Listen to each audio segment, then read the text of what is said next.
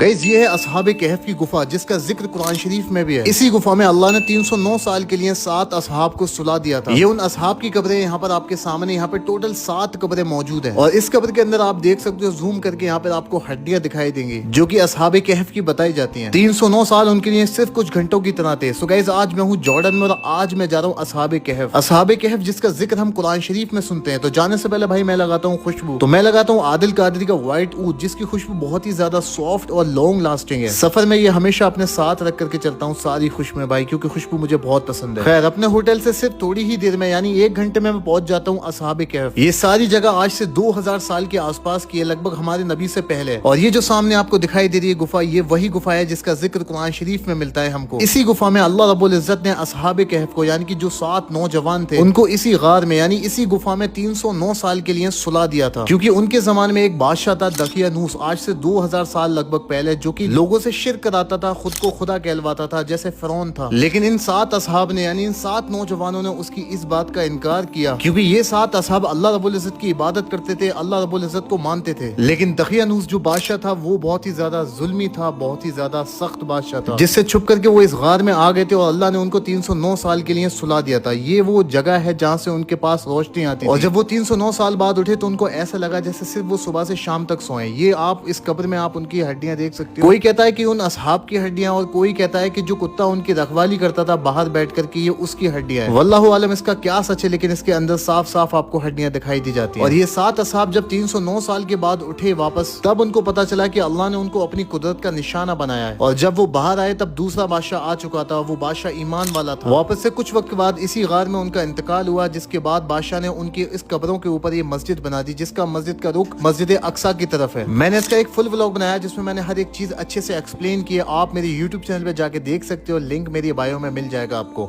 और नीचे लिंक पे क्लिक करके भी देख सकते हो।